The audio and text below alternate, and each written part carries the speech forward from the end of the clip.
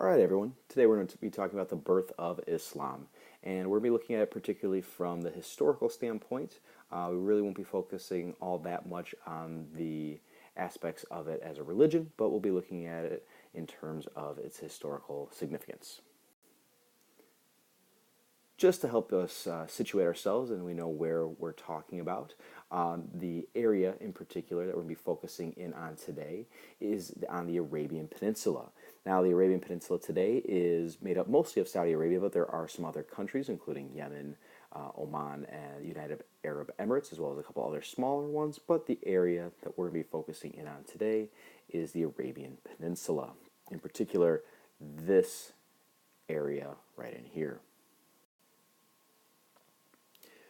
As we can see from the Google satellite shot, the vast majority of the Arabian Peninsula in particular is quite desolate. It's mostly desert. However, we do see some areas where it actually is pretty fertile along Bahrain and along the coast over here, as well as along the coast of the Red Sea. But for the vast majority of the peninsula, it is rather desolate. The climate itself is, as I said, is mostly desert, and it's rather harsh to live there. For a long period of time, the nomadic groups that call the Arabian Peninsula home, they're also sometimes known as the Bedouins, and they're not limited to just the Arabian Peninsula. In fact, they live all throughout the Middle East and North Africa. But these tribes or clans, they were very important because they provided safety and support and as well as resources in an area that is rather difficult to survive. However, in these areas that we see in green along the coast, as we've learned in other civilizations and cultures throughout history, when you're along the coast, it makes trade very, very easy. And in particular, we'll be focusing on the city of Mecca, which is a trading city along the Red Sea, which we see right here, and the Arabian Peninsula.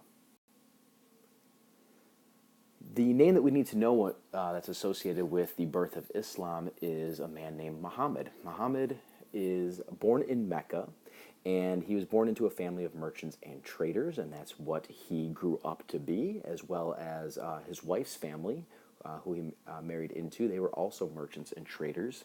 And right around the age of 40, he believed he had a vision that God was calling him and that he was now considering himself to be the last and the greatest of the prophets. And he set off to convince people of a new way to live, particularly in a very polytheistic area. He was trying to convince them that there was one God and that they should abandon their polytheistic ways. Just so we know, Mecca was a rather worldly city. It had a lot of people from a lot of different cultures and a lot of areas that were going through there. As we see right here, Mecca, on the Arabian Peninsula and the Red Sea.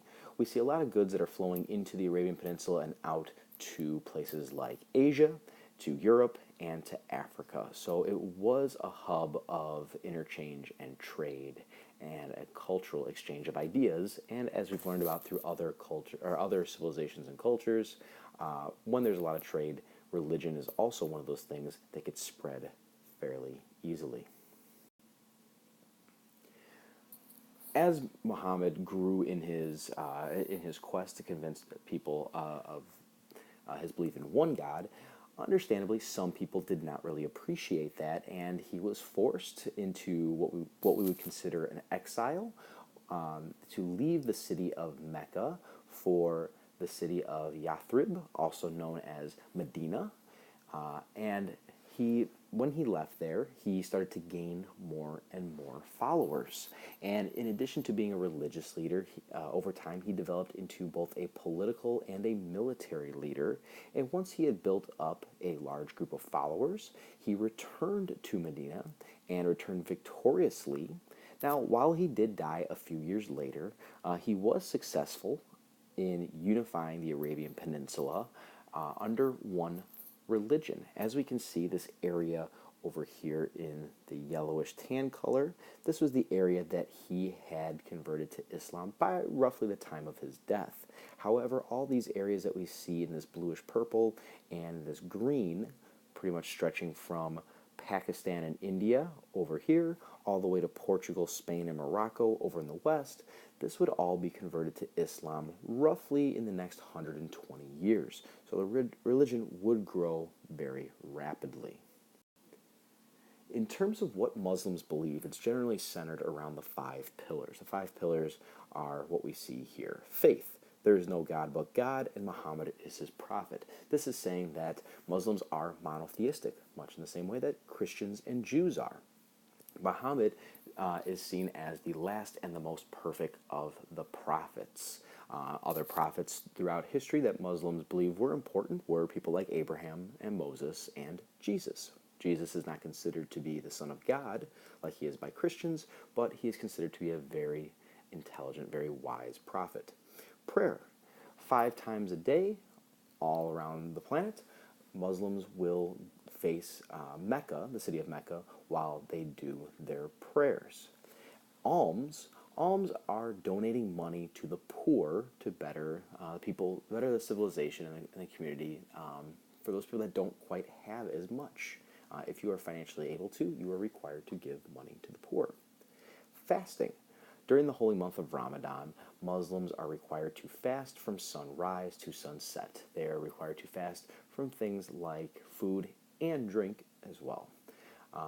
At least once in their life, if they are financially and physically able to, Muslims are required to make a Hajj, which is a pilgrimage to the city of Mecca, and some other things that Muslims believe, but this is by no means a comprehensive list, is they are to abstain from eating pork or drinking alcohol, and a lot of the teachings of Islam are contained in the Quran, which is the holy book of Islam.